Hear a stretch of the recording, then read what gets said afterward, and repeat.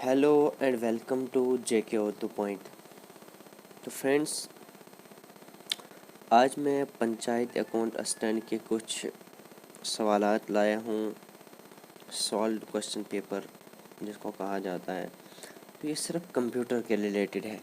Computer के approximately 30 question होंगे ये।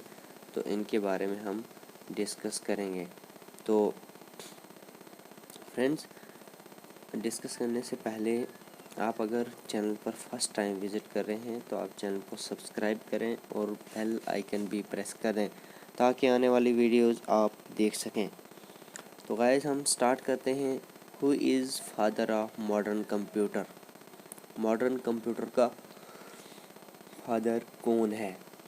ये बात जो है यहाँ पर पूछी गई है।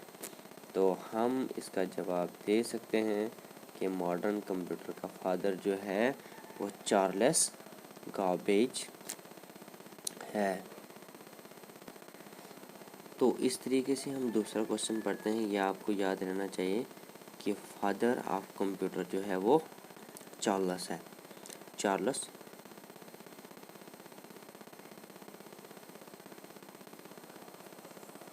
बैबेज जो है इसका सही आंसर है। तो इसके बाद हम दूसरा क्वेश्चन यहाँ पर लाए हैं कि verification of a login name and password is known as. जैसे कि जब भी हम कभी किसी भी चीज़ को लॉगिन करते हैं तो लॉगिन उस प्रोसेस को लॉगिन करके उस प्रोसेस को हम क्या कहते हैं? मतलब जैसे हम कहीं फेसबुक या दूसरी तरीके से किसी तरीके की ऐप जो है आज हम डाउनलोड करते हैं तो पहले हमें वहाँ आईडी अपने रजिस्टर करनी पड़ती है, या अगर कोई हम जॉब के लिए फॉर्म फिल करते हैं तो ज़रूर हमने जो है वहाँ पर रजिस्टर होना पड़ता है। तो उसके लिए हमें लॉगिन होना पड़ता है। तो लॉगिन उस प्रोसेस को लॉगिन करना, वहाँ पर अपनी आईडी डालना और अपना पासवर्ड डालना, उसको हम क्या कहेंगे? तो फर्स्ट जो है वो राइट आंसर है इस क्वेश्चन का। तो गाइस, ये आपको याद रहना चाहिए। तो इस तरीके से missing slot covers on a computer, ये कहते हैं कि missing slot covers on a computer can cause, कहते हैं कि अगर स्लॉट कवर जो है वो मिस हो जाए कंप्यूटर से तो क्या काज करेगा?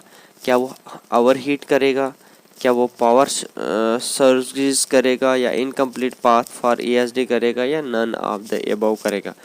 तो गाइस, आपने याद रखना है कि ओवर हीट जो है ये इसका सही आंसर है। ये आपको याद रखना है। हीट जो है वो ज़्यादा उस वक्त काज करता है कंप्यूटर। इस तरीके से हमारे पास दूसरा क्वेश्चन है W RAM is used on ah, क्या वो मॉडेम, क्या वो वीडियो कार्ड, क्या वो मदरबोर्ड, क्या वो एटीए कनेक्टर पे है?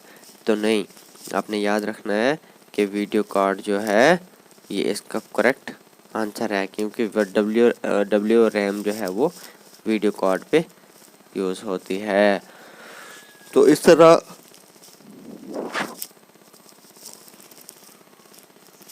The backbone of computer is, backbone of computer जो है वो किसको कहा जाता है? वो मदरबोर्ड को कहा जाता है। ये आपने याद रखना है।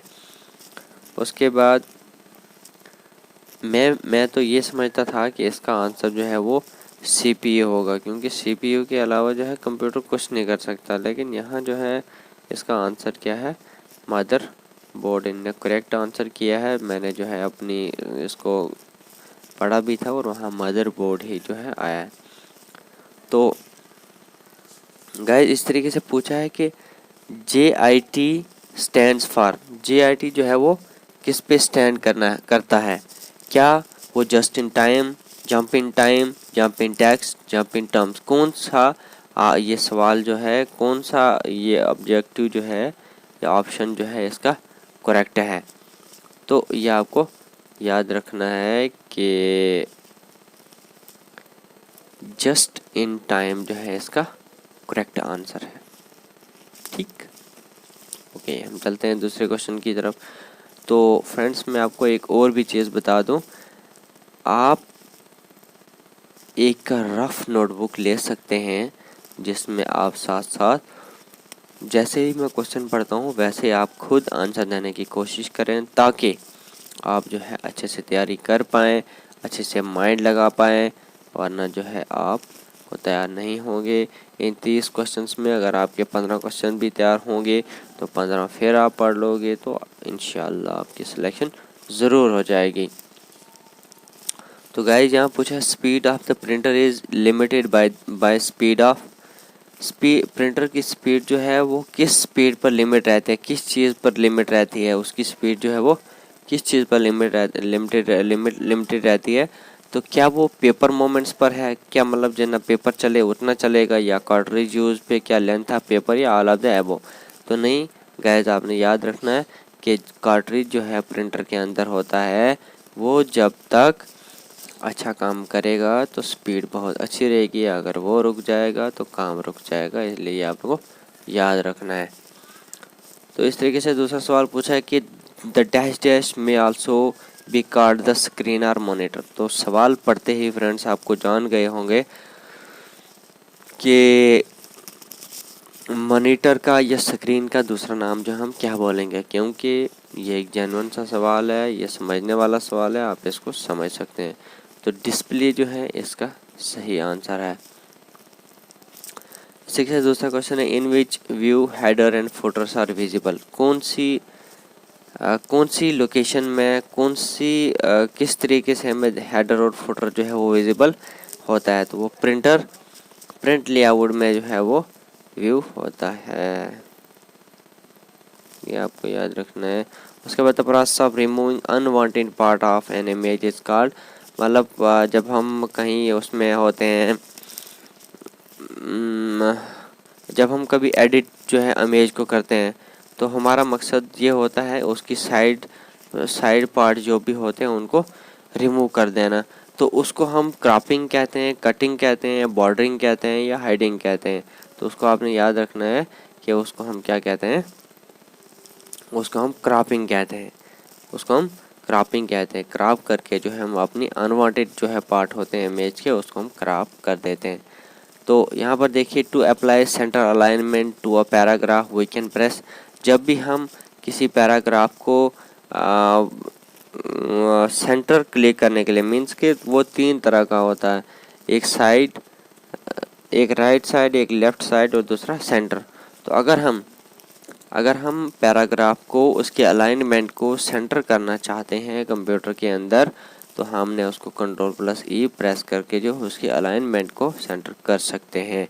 तो गाइज ये सवाल जो है इसका आंसर Ctrl+E जो है वो करेक्ट आंसर है।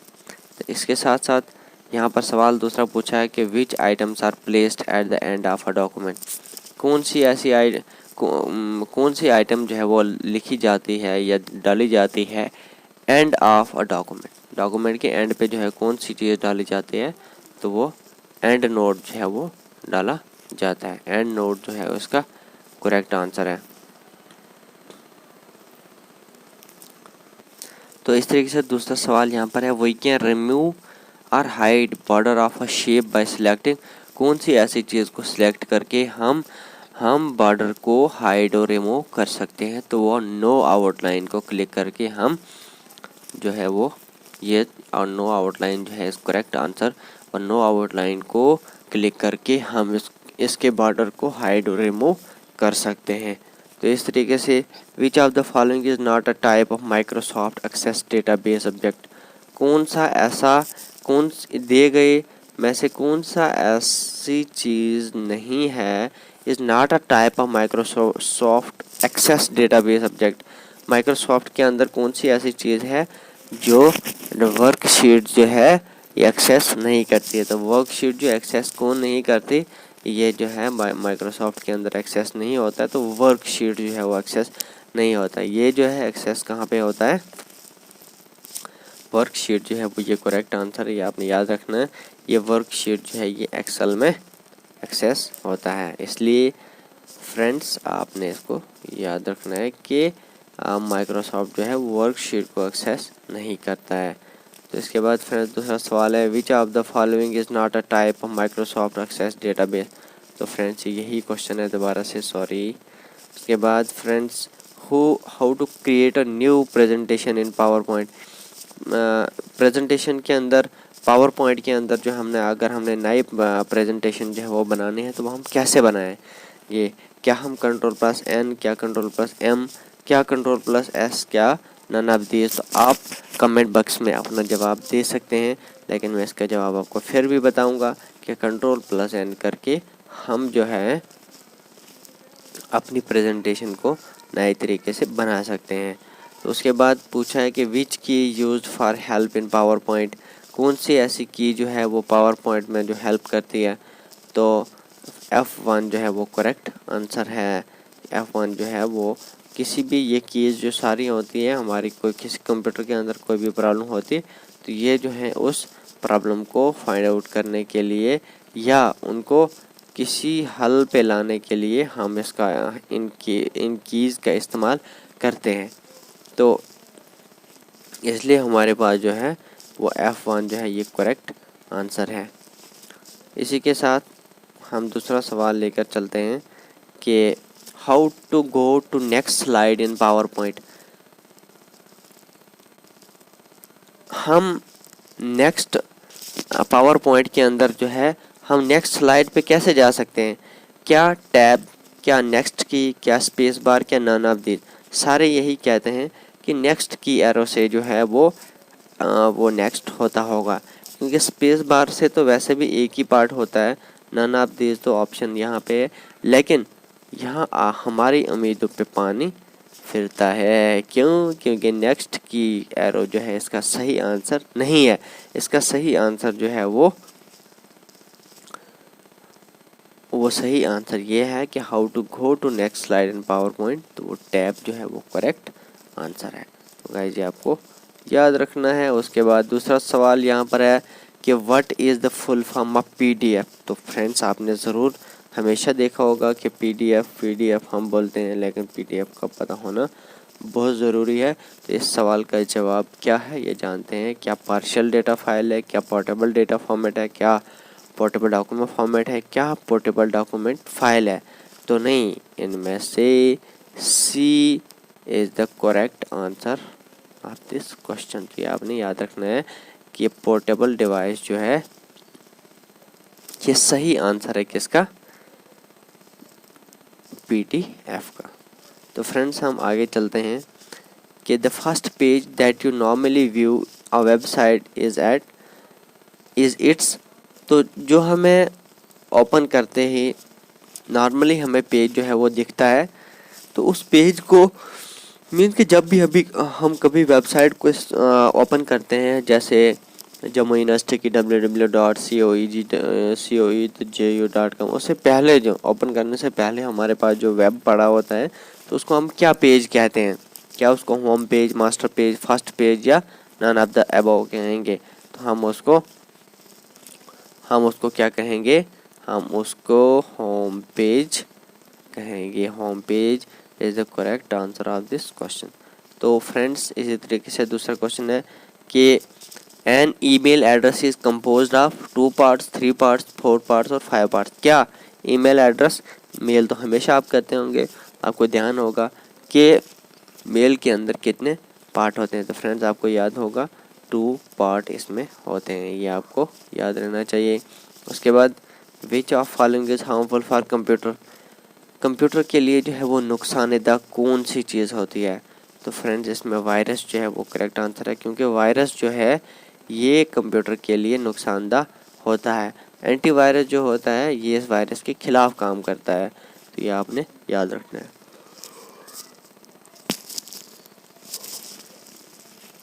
उसके बाद what is the full form of HTTP।